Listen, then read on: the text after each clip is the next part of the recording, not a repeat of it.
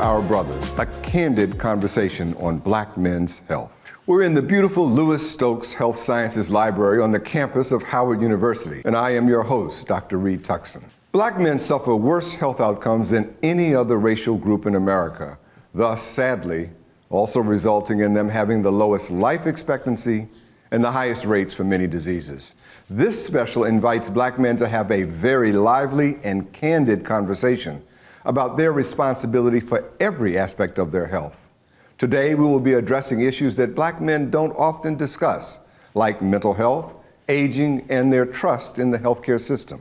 And as you can see, I'm having this conversation with a group of very distinguished black men. Mike Smith, Willie Lloyd Reeves, Presley Nelson, Reverend Norman Nixon, William Battle, and Leon Gooden. Gentlemen, thank you so much in advance for participating in what I know will be an informative and quite possibly a life-changing conversation. Welcome. Thank you. Thank you. A candid conversation on black men's health wouldn't be responsible and couldn't be complete without the engagement of some of the most brilliant healthcare experts in our community. I am pleased to welcome Dr. Ivan Walks and Dr. Oladuni Filani to weigh in on this conversation. Thank you.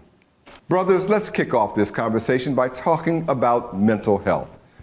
To begin, let's talk about talking about it.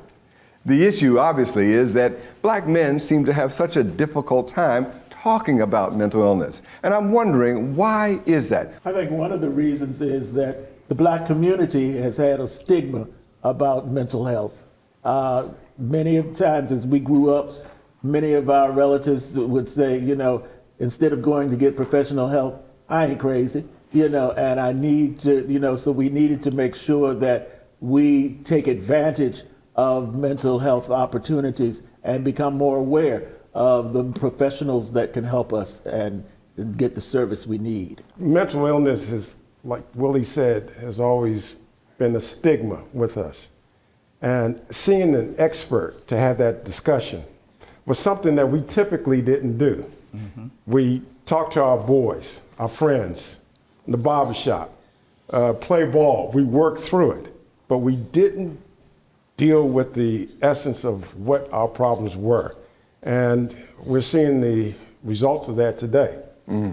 When you are going around the community and you see a brother that seems to be having trouble, how do you know? I mean, what are the danger signs that gives you a sense that something seems to be going wrong? I mean, you can read body language, a lot of the nonverbals tell a lot, all right?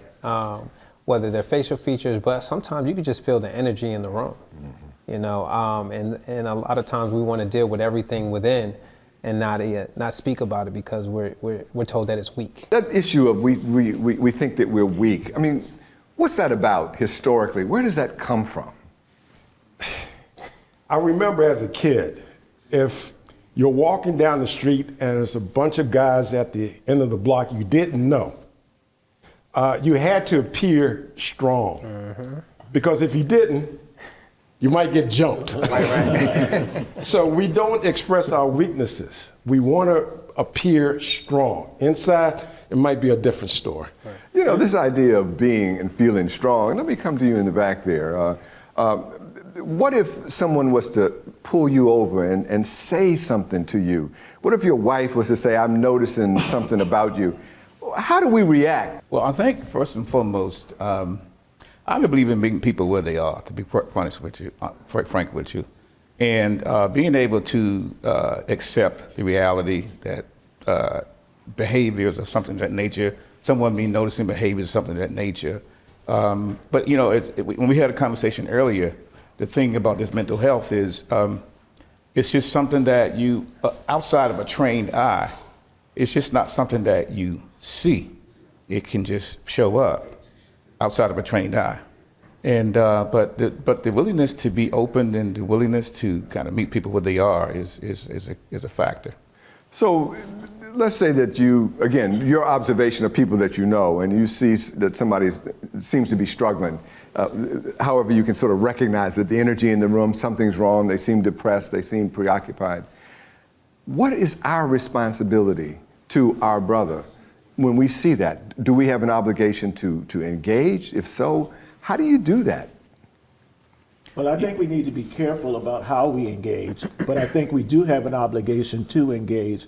But we also need to make sure that you have built that relationship that the brother is going to be acceptable to what you are trying to get over to him, and make sure that he feels that you're really trying to benefit him and not trying to hurt him. Because once again, as we said, we've got that image that we've got to stay strong. And I think it's been built throughout our families and our family structure. So we're not always amenable to having someone give us the advice that we need. Are any of you raising kids today, kids or grandkids, any of you? Yep. You are. So what would you say to your son about how they should approach this kind of thing? If they're having issues, are you willing or able to have that kind of conversation with them? Well, I have a young daughter, very young daughter, she'll be 4 soon. But at an early age, we've taught her to use your emotions, express things, and it's a safe space. We have to create that safe space because that safe space builds trust. And I think sometimes with our boys or our people, there's not that safe space. And we generalize talking rather than talk from experience. That's a great point. I certainly wonder and worry about some of the kids that are being exposed to so much violence in our community. That's just such a big issue. How do you all as men sit down and talk to young men about their anxiety, their fears, and how they either act out or how they react when they are under pressure? Yeah, well, one of the things I would say is that admittedly, we as older men, we have failed in some ways in terms of establishing relationships and bonds with these young people. And whereas we didn't have all the access to social media and television and all that sort of stuff, you had to talk. You sat at the table and had dinner and had conversation. We failed our young people in that degree. And so you have to regain their trust. They have to believe in you to even listen to you nowadays. It's back to the same sort of point you made earlier, and that is the sense that you can't just go up to someone and just say out of the blue, hey, I think you're having trouble, can I help you? You have to take time to establish that relationship. And you're saying that relationship needs to be established, even long before problems exist, so that we begin to have a bonding with other young black men. Is that what the point that you're making? Right. Yes. Yeah, I saw somebody wanted to answer. Yeah, I also wanted to add to that, in addition to what he's sharing, I think self-disclosure is important. I think it's important that, I have a 13-year-old grandson, and it's important to my grandson to know, hey, look, I haven't done all things right, and I've had these kind of issues and concerns and whatnot, and I think that kind of conversation kind of opens up his mind to understanding, look, Grandpa, he's had some issues and whatnot, what have you.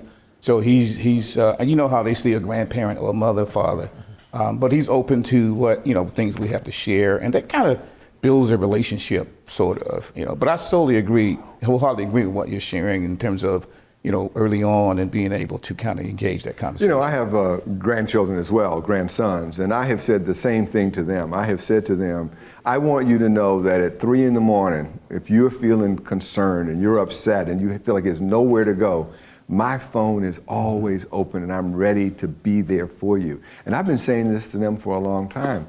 Well, what if you decide now that, maybe somebody needs some professional help? Are we in our community aware of our resources? Where do you go to refer someone to help if in fact you are concerned that it's beyond your ability to talk and counsel with them? Like I had a family member that needed some help, and I tried to talk to the parents, but the parents were in denial. And you got to get the parents to be able to accept it, because if the parents don't accept it, the person going to be in denial, not going to get the help that they need. So it really comes back to this is a family affair in some ways. And we have to create families that are strong, families that are willing to take the time to listen and engage, and then be able to refer. Well, I think to what he was just saying is that sometimes, even the parents don't know what to do, right? Or they're afraid to actually talk to a professional because they don't want to be judged or look at less than. And honestly, therapy is what it is therapy. It's a safe space, but we're encouraged not to speak out about these things at all. Well, let me turn to our doctors here, our physicians. And Dr. Walks, you are a prominent psychiatrist in our community. What do you say to these good men who wondering, families that don't know where to turn, brothers who want to help but may not be sure where to go? I would say, first of all, thank you all for having the conversation. Let's start there. We sometimes think that it has to be an either or an or, right? Well, either we got to, pray about it or we got to go get therapy. I pray about it and get therapy. I think we don't have to throw anything away. There's a lot of richness in our community about how we care about each other, how we feel about each other, and we can keep all of that. Right. And then normalize this, right? Say, well, I don't want to go for therapy. Oh, really? You go for physical therapy, you pull a muscle, the doctor says, here, take a pill and go for physical therapy. We have to understand that this is another part of our healthcare system. And this whole thing about, well, when it gets bad, then we'll get some help. Don't do that with your blood pressure, because when it gets bad is when you're having a stroke, right? Don't do that with your diabetes, because when it gets bad is when your kidneys are failing and you're on the ground, right? So I think the opportunity is there for us to normalize conversations about health, including behavioral health and mental health, including all the different kinds of therapy, whether it's a dietitian or a counselor. This is an opportunity for us to say, you know what? Our health matters. All of it matters. My blood pressure matters. My level of anxiety matters. All of it. So my advice would be, don't throw anything out that we've always had, that we've always used, that has helped us. Add this to that, and then normalize it in a way that it just feels ordinary. Ordinary for us to do it. Dr. Fulani, what struck you the most as you heard our brothers having this conversation? You are, seeing patients every day. What got your attention? So, just like Dr. Walk said, I really appreciate the fact that we're having this conversation and that you guys are talking about it. One of the things that was mentioned by a couple of people, and you as well, is your grandson. The generational thought flow when it comes to health, especially mental health. One of the things I want to bring out is sometimes we actually don't know our family history, or we don't talk about our family history. And that could be a big issue. But if, as a grandfather, as a father, you make it accessible to the people, to the children and to your grandchildren, it's easier for them to know that, okay, it's all right for me to talk about how I feel or to talk about the issues I'm having rather than lashing out. Because sometimes I know earlier they talked about when you observe something. The problem we're having nowadays is that people are isolated. There's so much you can do. You can sit down in your home and not go out, and everything is brought to you. And that isolation makes it even more challenging. Gone are the days that people hang out in a barbershop, for example. People set up appointments, show up, do it, and you're out. And so those opportunities are not even there nowadays with social media. And so being able to have this conversation and having this conversation with friends and those that are around you is very important. And lastly, don't laugh when someone expresses how they feel, because sometimes that's a problem. If I'm being vulnerable to you and the first thing you do is and you laugh, I'm shutting down. I'm not telling you anything else. And there's a tendency that somebody's defense mechanism may be laughter because they don't know what to tell you. And that's a bad response to someone who's struggling, because once you laugh, they're not going to say anything anymore. Dr. Walks, this is a key point, is that sometimes we don't help others because we're just not sure what to do. As you teach us and advise us, what do you say to a loved one who is concerned, but how can I be positively engaged and help resolve the situation? Dr. Tuckson, a couple of things come to mind. One is when you said to your grandsons, my phone is on all the time. I'm always available. It's important to let those we care about know that we're going to be available. And then one of the brothers here talked about this need for us to let people know we care about them, right? I am much more likely to come and talk to you if I know that if I know that laughter is your defense mechanism already, maybe I know more about you, and so you and I can connect at a different level. So I think this notion of I can be strong and I can be available. I can be strong and I can be strong for you. Sometimes that strength that we think separates us can be a strength that allows someone to lean on us because they know we can take it and they know that we will love them despite whatever they're bringing our way. Unconditional love. Yeah, I mean, Unconditional love for our people. Absolutely. Absolutely. And so, Dr. Walsh, if we go to our once-a-year checkup with our family physician, our general practitioner, and we have some psychological issues, some mental health challenges, what do we say to our primary care doctor about how, so that they will understand something about, have a clue that something's going on in their lives? So let me start with this. A lot of things we can do at home, right? Those little home blood pressure cuffs that they sell at wherever, CVS, Walmart, Walgreens, they're also online. You can find mental health screenings. You can look at why I feel kind of, I don't want to talk to anybody yet, but let me go online and take a screening about anxiety, about depression, so I can tell, you know what, I'm scoring 9 out of 10 on this. This is something I need to talk to somebody about. The other thing to your question, Dr. Tuckson, I know that you're a doc and I'm a doc, but if your doc doesn't ask you, if you are the one that has to raise this with your doc, there's another doc down the street. Very true. One of our guests wants to make a comment. Yeah, that was a key point that I think we need to be cognizant of. We need to communicate with our medical professionals. And a lot of times we don't know how to do that. And it's important that we understand. Well, let me make sure that is so important. So we have a primary care doctor. I want him to respond. That was great. I kind of figured that was coming to me. So as part of your annual physical visit, there's a screening that is done. So there are two parts to what I'm about to say. A lot of times that screening could be done by the person who's checking you in. Right. A lot of times what I'm finding is that men say no, or the answer to the question is no, I'm okay. But until I ask, are you really okay? It's very important to know that me asking that question is not because I want to check the box that you've answered the question so that it fulfills some sort of requirement that my conscience is clear that I asked you, but that I show that as a primary care physician, I do care about your health and allow you to express yourself.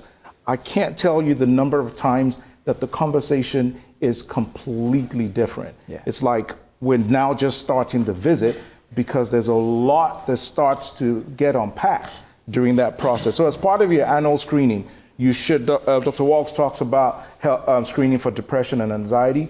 Those two things should be part of it.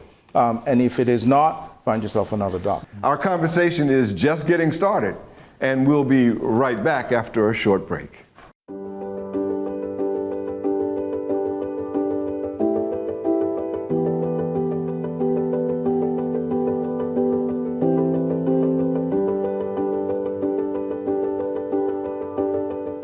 Welcome back to our conversation for our brothers, a candid conversation on black men's health. And I'm your host, Dr. Reed Tuckson. For this segment, I want to invite Dr. Pamela Coleman and Dr. Leslie Dean to join us for a conversation on black men and aging. Welcome. Brothers, one of the key requirements for healthy aging is to have regular checkups all along our lifespan. So I have to ask you, why don't black men go to the doctor regularly as they have been advised? A lot of it is in denial. And I was in denial for a while. And then I met Dr. Clinton, and he gave me a lot of information about prostates. And after I learned about it, I started going there getting checked, and I started passing the word out. And a lot of black men don't have health insurance. So you got to pass it out to them. There's a lot of free services out here in this area that they can go to. And I was a spokesperson for prostate. Even though I had prostate cancer and I'm a survivor, and I let them know. And I put out Howard Hospital, come here, get checked. And I hope a lot of black men will keep doing it. But when you talk to other black men about it, what seems to be the reluctance? Other than, I mean, I appreciate the issues about insurance and Yeah. those things, but come on. I think because men are just acclimated early on in life. That's right. That we just don't go to the doctors. I think that, you know, masculinity has a role to play in it, while we don't go to the doctors. I recall growing up, you know, you hurt your finger or something like that, you know, dad would say, "Oh boy, stop crying. Get up and keep going." So I think we're acclimated to it early on in life, and we kind of grow to kind of perceive that as being maleness or being male. And as we age, we continue those kind of thought processes and those types of behaviors. So I think that early age component has a role to play with that as well. Yes. If I had to pick one issue, just one issue, especially around prostate cancer, is the digital examination. Yeah, They don't want to do it. they don't want to do it. It's a threat to their masculinity. If I had to pick just one issue with that. I think the other thing is being knowledgeable. Many of them are not aware of what they need to ask or what they need to do. And the whole, I think you mentioned masculinity. It's interesting because our women go to the doctor, you know, and we don't follow them, or either we have to have them take us and be. You know, I read a statistic the other day that really astounded me, and that was that women make about 75% of all the health decisions for the family. Yes. Now, how do you suggest we overcome that, and how do we start to talk to other black men that gets us over the hump and gets us to be responsible people for ourselves and the health of our family? You know, when I found out I had prostate cancer, I go to the gym 3 times a week, and I told a couple of guys I had prostate cancer. Do you know there were about 15 to 20 guys that had prostate cancer, and they told me that they had surgery and everything, and they made me feel better and made me decide to go and have the surgery and have prostate to get rid of my cancer. Men need to talk. How do you talk to your peers about importance of them taking charge of their own health? No, I think one of the biggest things is that, and this brother said it here, just being knowledgeable, right? And we have to get out of the mentality that we only go when something's wrong, right? You're supposed to have your regular checkups, maybe twice a year and things of that nature. Sometimes we don't go until every other year. And so we have to take care of ourselves, but then also too, just as a survivor as myself, you know, you have to share your journey. You have to share your story and not be afraid, unapologetic about your journey and story, because that helps someone else be encouraged to say, I'm not alone. So you're not afraid to go to your peers and your colleagues and say, hey, brother, look, are you taking care of yourself? And if you do you get pushback? I mean, I don't necessarily get pushback because a lot of times people tiptoe, right? Because they don't want to offend, but I actually welcome the conversation. And as survivors, we should welcome that conversation because we're a testimony and a blessing for others. Let me look at some of the brothers who are a little older than you. I'm not going to say that any of you are old, but let me turn to the older. How have you experienced the process of aging with the things that we, you know, because we lose certain things as we get older. Right. You know, at least I'll be honest, I can't pump the same level of iron I used to pump. And I sometimes when I'm in the gym with all them young kids making noises, I kind of feel embarrassed that I can't, you know, I'm not the guy I used to be. Yeah. How do you as older men handle that? One of the things that I found, and I'm an older man, you know, is that I've got a story to tell. Oh. And, you know, and I want to let you know my experiences, and I want to accept my experiences, the health issues that I have gone through in my many years of living. and I want to make sure that you understand that these things you may come upon them, and I want to give you the experience that I had and let you know that you can survive it, and you can take it and deal with it and move forward and upward. Oh, yeah, sure. You know, it started young. Everybody in my family had diabetes except me. I'm 72 years old. I pretend like I had diabetes when I was 60. And I work out, I eat like I'm a diabetic. You got to start young and take care of yourself. What goes on in your head as you start to lose certain things? Do you gain anything? I'm aging, certain things are happening. I can't do the things that I used to do, but the things that I can do work best for me, will work best for me in terms of taking charge of my health. And that's kind of my format that I go by. And I generally try to have conversations with other men about it. You know, there's some good things about you, but you got to be open-minded about where you are. So I really, by the way, I really appreciate both of your points together. And certainly the one is take care of yourself early, give yourself the best chance, but then once you are older, you are who you are, Yes. and now you've got to handle it. Yes. You know, I'm really excited to be 73 years young, old.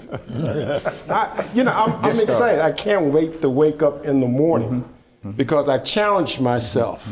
I find myself challenging myself with difficult things. The mind moves the body. You know, I'm in the gym, and there's some older guys, probably your age, that are more buff than me. But it's the mentality thing that keeps you going. So the mind, it can take you to any place you want to go. But if you tell yourself you can't be strong, you won't be strong. Let me raise a tough issue. Nobody will like this question. I guarantee you. One of the things that comes with aging is sometimes our sexual potency isn't quite as good. Yeah. And also, I think some people are worried about going to the doctor that we heard because they didn't want to have the examination that comes with that for checking the prostate. But these are sensitive issues. How do you think we can talk to other men about being honest about our concerns and our fears in this regard? I think that has to come through some of the institutions in our society. Churches, fraternities, some other groups need to establish men's circles because those conversations come up as you have fellowship and a bond with another brother, because certain things you're not going to share based on confidentiality. But that's the elephant in the room in a lot of conversations with men. If somebody brings it up, you're not going to admit to it. But if you're comfortable enough with them and had that conversation, I think you can begin to address that. Yeah, that's just. When I'm talking to people, I'm comfortable with them. I tell them, I'm old. I can't do the things I used to do. And you got to accept it. When you start talking to them, they'll tell you the same thing too. And I can't do that no more. Well, the one thing I want to make sure we do is, because you mentioned, and we all know that there's a lot of black men in our community, a lot of men are listening right now to us who have prostate cancer and don't know because they have not gone and getting screened. So what is it that we would be saying to them tonight? What's the one thing we're going to say to them? Get checked. Make sure you know to go to your doctor and not only get the physical examination, but get the PSA and make sure that you're following up and then once you get that, be proactive in the treatment that you need if you need it. But the important thing is going to your doctor and knowing what to ask for and making sure that you get the treatment that you need. Doctor, I'm going to turn to our expert clinicians here, and Dr. Coleman, you're the only woman physician that we've had on our panel, and you've heard these men talk about how the challenges of being able to hear good advice and act on it. You've heard me say that about 75% of all the health decisions in the family are made by women. How do you react to the conversation we've just had? Very interesting conversation, actually. I would say as a female urologist and taking care of men that I've had this conversation. And I think you mentioned one point about being honest. We really do need to be honest with ourselves and take time to speak with your doctor, with your physician, and be honest. And then also remember that your partner at home wants to hear from you. Yeah. You know? Say it again. Your partner at home wants to hear from you, okay? And it could be, I mean, sometimes it could be a challenging conversation to start, but I think it's a good one to have, a very good one to have. And brother, as Dr. Dean, as a black man and a black male urologist, you've had these conversations a lot. What do you say to your patients who are afraid to come see you? So I want to first commend everyone for being here, because we often don't sit in a forum like this and have these types of candid conversations. Certainly it's one thing that has hit home is that everyone recognizes that prevention is better than cure. And that's true for everything. When patients come in to see me, I try to establish a good rapport with them, build their trust, build their confidence in what I'm doing, in what I'm suggesting, so that moving forward, people understand and can trust that I have their best interest at heart. This is not wanting to do biopsies to get some more RVUs or to make the things that you code to make money as a doctor. Exactly, exactly. This is not about that. This is about providing the most personalized, most specific care for each individual. And that may be different from person to person. It really should be. You know, and one of the gentlemen mentioned the reluctance to have a digital rectal examination. And I understand that.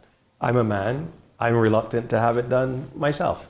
But it's worth the conversation, really, to figure out, is that the best thing? Should we get the blood work first and see what it is? Is there any imaging that we can do that would potentially obviate having to do the rectal exam? So there are options. You know, I am so glad that you brought up the most important T word that we can have, and that's the trust word.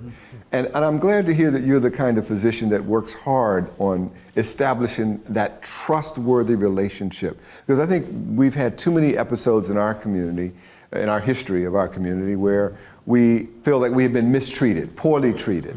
And we have a litany of those examples.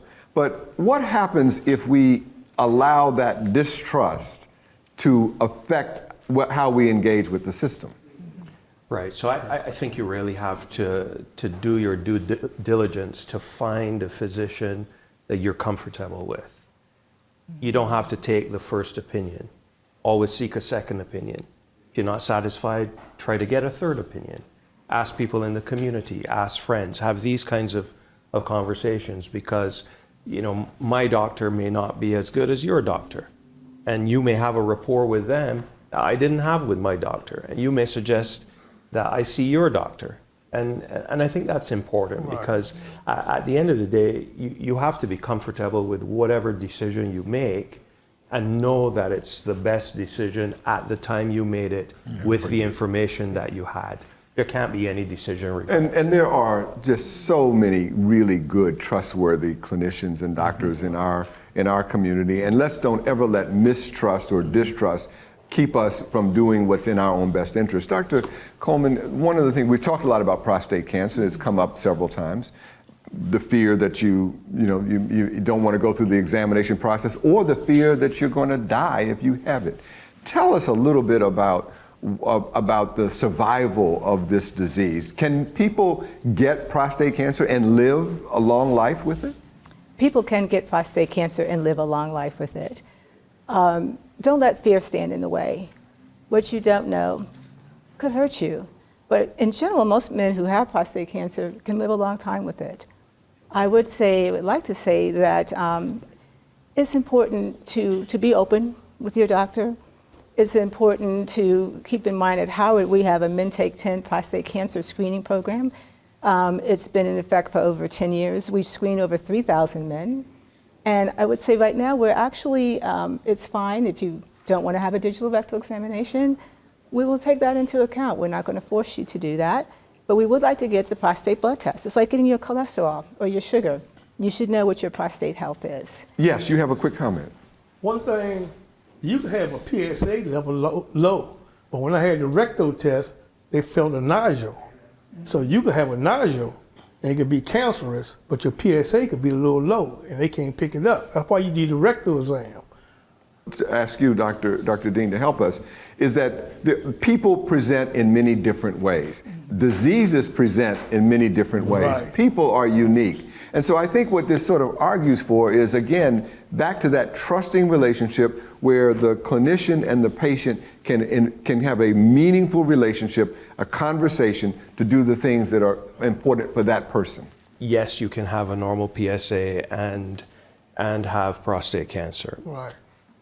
What we have to establish, though, is what an individual's risk is. So if the risk is high and the PSA is normal, we're going to follow that person quite closely. Being a black man increases our risk from baseline, and that's very well known. Things like family history. Does a brother have it? Does a father have it? Are there women in the family with breast cancer, ovarian cancer, pancreatic cancer?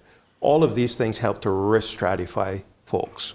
And we really need to take that into as good and as in-depth consideration as we can so that we make the right decision for the individual who is sitting in the office. And I think that it becomes very obvious to all of us, and I hope it's obvious to everyone in the listening audience, is that you can't have these kinds of person-specific, individual conversations if you don't start. That you've got to start. And then where does it start? From everything that you all have been saying, and I think you've taught me a lot today, is it starts with you deciding to care about whether you live or whether you die. We don't have to have our hands tied behind our back and just take life as it comes. We can be in control. And that starts with a mental attitude, is what you all have said. And then we bring that desire to have a great life to our clinician, find trustworthy clinicians that can help us to have an honest conversation and share it. Well, I want to thank you all very, very much for a really enlightening conversation. And it's time for a short break. We'll be right back.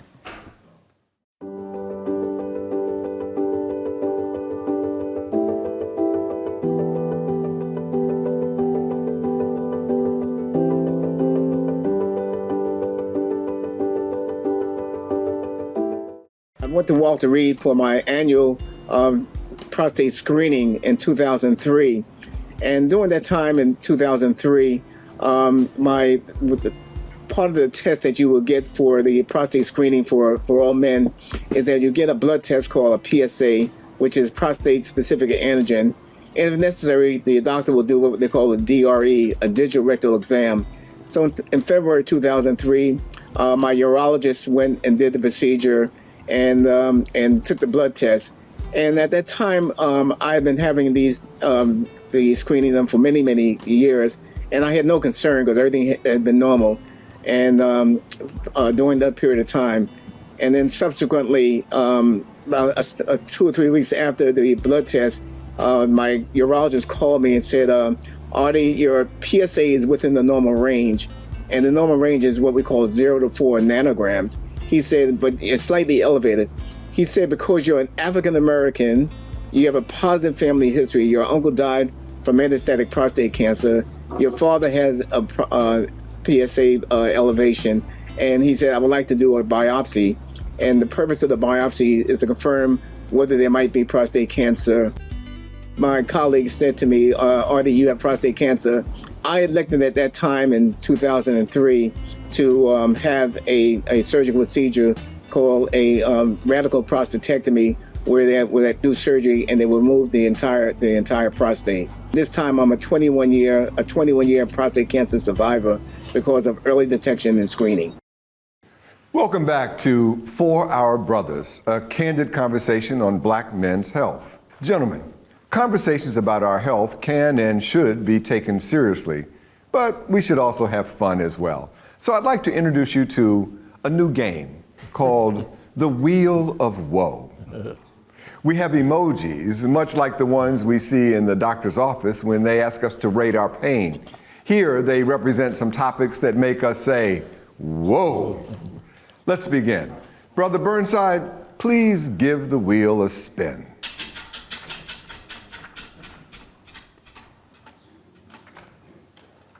Whoa. Gentlemen, your aunt has been trying to get your uncle to get a physical for the longest time. She has noticed that he has a lump on his neck, but he still won't go.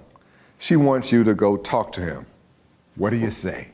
Take him by the hand and say, we're going to the doctor, and I'm going to go with you so we can find out what's going on. It's a family affair. There you go. That's a great answer.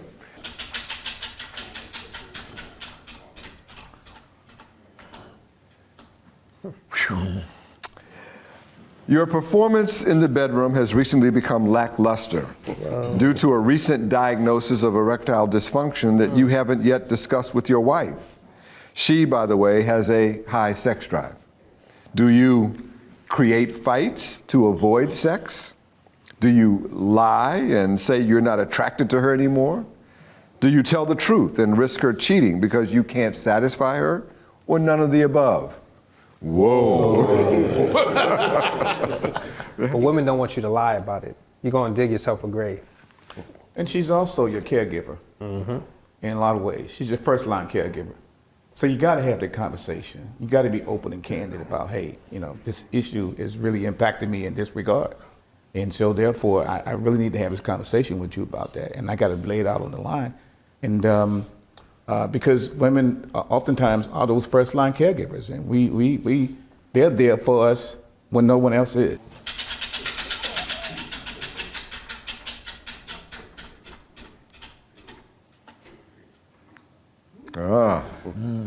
Well, your therapist has been trying to get you to incorporate yoga into your workout as a form of relaxation. You're apprehensive to try something new.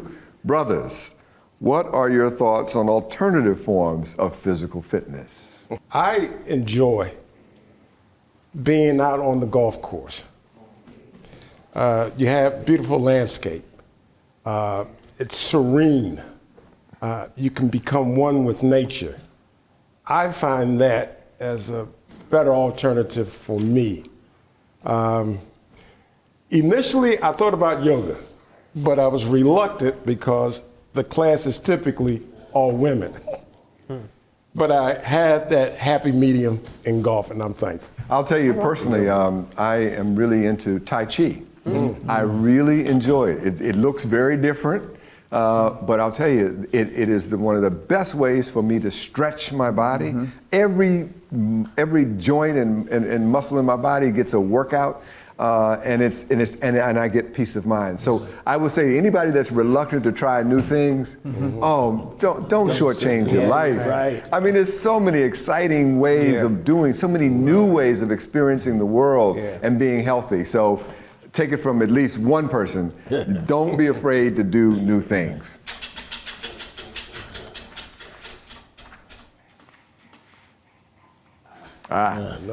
Your monthly routine of a nail trim, buff, and facial have quickly become your new self-care indulgence. Naturally, your boys are clowning you. How do you assure them that you're still a man's man and it's okay because you're finding a place where you really care about your appearance? First and foremost, first and foremost, I don't have to reassure them because I'm very, very, very comfortable with who I am. Okay, and I like to kind of go out. Go out there at least twice a month and get the pedicure. Okay, because of the self-care and because of how it makes me feel. I'm very comfortable with that. And besides, I've tried doing the thing myself, but I'm not as good at it as professionals are. So I enjoyed that aspect of it. That's interesting because I just got a manicure yesterday, and I believe that you've got to take care of yourself. You've got, especially as you get older, you deserve this. Your body deserves it, and mentally, it's good to have someone to pamper you and take care of you, and for you to take care of yourself, just like you want to take care of yourself mentally and physically. You want to be able to enjoy the pleasures of life as well. And because you are a man's man, I'm good with whatever decisions I make. I'm going to take care of me. And if I'm worried about what somebody else thinks about me, I ain't a man's man anymore. So I think that's pretty good. Spin it. By no means.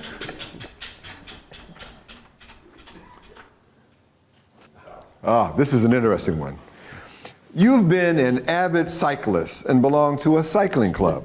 You've been avoiding invitations to ride lately because you can no longer physically keep up, and you're embarrassed to say so. Do you drop out of the club and blame it on my busy work schedule? Do you drop out of the club and blame it on a groin injury? Do you drop out of the club and blame it on our wife? Or none of the above? None of the above. As an avid cyclist, I wouldn't suggest dropping out of the club, but what I would suggest is maybe riding with a slower group. I was just about to say.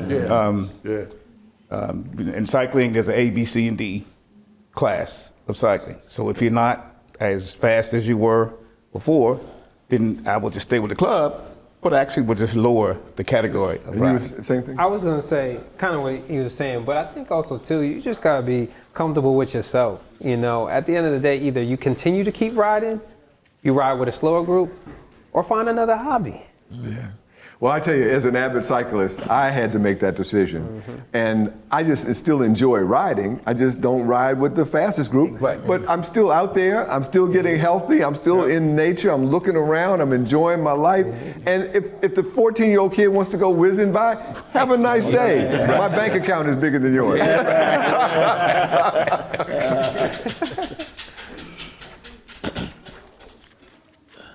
You finally listened to your wife and agreed to go bald and grow a beard. You'll love this. The response has been overwhelming, especially with the ladies on the job. You've been enjoying this new attention. How do you convince your wife that this doesn't change how you feel about her? Oh, wow. Mike, you do that. Doc, I had that discussion just yesterday.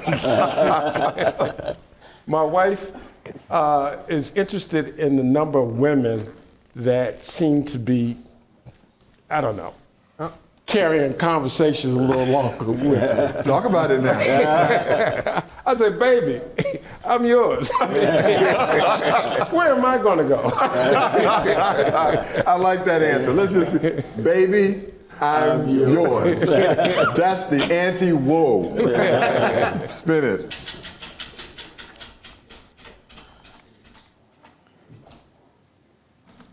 Oh, this one is specially made for our young brother. You're in your 30s and have always been physically fit. Lately, you've become very sluggish. Oh, man. Experiencing, you say, whoa.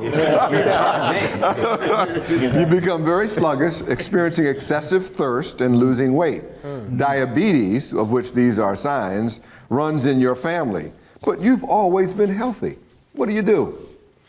Well, you know, acknowledgement is key, and making sure that you accept, you know, the ugly truth, but then also just go get checked out.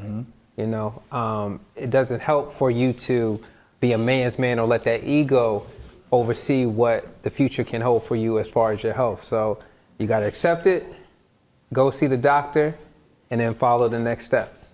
We'll leave it right there. Thank you, brothers. That was great. More for our brothers, a candid conversation on black men's health when we return.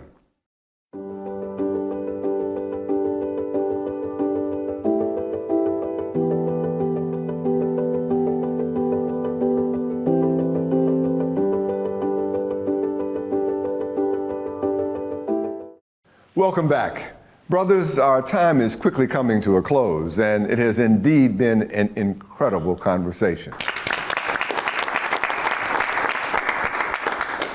If we had to reiterate a few points to leave our audience with, I'm looking for 5 takeaway pieces of advice that you would give other black men to advance their health. So I'll look right into that camera, and what do you have to say? Be proactive. Make sure that you get the checkups that you need and know what to look for when you go. Be proactive. When you see your doctor, don't just let him tell you you're okay, you're fine. What does fine, what does okay mean? Get those numbers, because 0 to 4 for a PSA is normal, but if you had a spike, 1 to 4 or 1 to 4.5, it could make a big difference in your health. Let me just make sure on this one. This is a key takeaway, I think. So you're saying that if the doctor says you're fine everything is good, then don't just leave. Don't leave. Make sure you understand all of the things you need to understand. Exactly. That's a great point. Yeah. You got to realize you have to be the difference maker in your circle of brothers. You may have to be the one to change the conversation. It can't just be about football and women and other stuff that we talk about. Brother, when the last time you've been to the doctor? It needs to be on the agenda for those conversations with your brothers. Wow. Now that's that's one worth underscoring. So you're saying that when we're sitting around, having fun, talking crap, who's the greatest basketball point guard ever, which by the way, no, I won't say it. But when you're doing that, you're saying every once in a while, we got to slip in the health message, because as important as the sports is, living is a little more. Is that your point? Correct. Take charge of your health.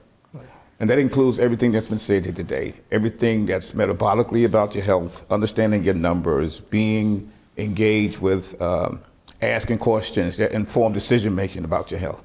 Why? Because it educates you, it lets you know. You're not just leaving there with something being told that it's okay, you're good. But you've gone a bit further and you understand more so about what all that means as it relates to your health. That's One thing I'll say is take control of the diagnosis. You have to take control of the diagnosis. You have to ask questions, ask the scary questions. Don't be an order taker. A lot of times we are silent and we just take the orders, but we don't ask the questions or do the research so we can be knowledgeable about what is going on in our bodies. So let me again make sure I really appreciate this point. Others of your colleagues have said we got to take charge of our health to prevent problems, take charge of our health because we want to be vigorous and strong people and identify problems early and then get them resolved. You're saying when you finally find out that you have a problem, you're saying take charge of your diagnosis. You have to. You have to, because at the end of the day, you can have a physician that might tell you something, but you have to also make sure you're comfortable with that. Okay. And last comment? When I found out I had problems, I took charge of it right away. I went to the doctor, got checked, I went and got follow-up, MRI, I did the whole procedure because I want to be sure of my health. I'm not going to let it go just like that. Good for you. Well, thank you very much, brothers, for those takeaways. They are well expressed, and I think they're about as good as 5 takeaways as we could find. Dr. Walks and Dr. Coleman, your insight and feedback have been very important in guiding us to this conversation. What are your final thoughts? I have one. We talk about keeping it real. How many of us have a car that we depend on and we decide not to get it checked for 4 years, 5 years? Oh, we're not even worried about the oil. I don't know what kind of oil is in the car. I don't know, it's a high performance car, but I'm putting regular in there because it's cheaper. wow. We don't do that. Mama said, if you can't afford to replace it, take care of it. Treat your body at least as good as you treat your car. I'm just as you were saying that, my mind went to all the brothers who wash and wax their car all the time, but they don't wash and wax themselves. That's a really interesting thought. So maybe if we could just say to everybody, when you are washing your car or watching somebody else wash your car, use that moment to check in and say, wait a minute. How am I doing? How's my mental health doing? How's my physical health? When's the last time I went to the doctor? Am I taking my medicine? Yes. Yes. Dr. Coleman. Yes, thank you. So I would say, know your prostate health. It's part of you. It's part of your body. It's normal. Don't be afraid. Don't be afraid of the diagnoses. Find a physician that you understand and understands you and you can communicate with and you can trust and you can have a shared decision making with that physician. And you can keep going. You can survive prostate cancer if you should get it. It's not a death sentence. It can be treated. And you can have a wonderful life afterwards. I really, really, really want to thank you for that last comment. And let's just remember, don't let fear be the driver of our life. Let us be the driver of our own life. Well, there you have it. The reflections and guidance of black men to other black men to advance our collective health. The stereotypes, the statistics, let's face it, they can be bleak.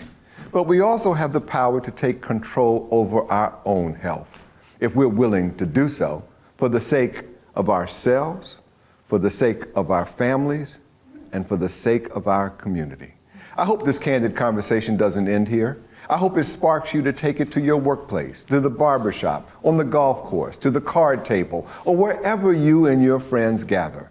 Let's look out for one another and remember, if Black lives matter, and they do, they have to matter to us first. Thank you for watching.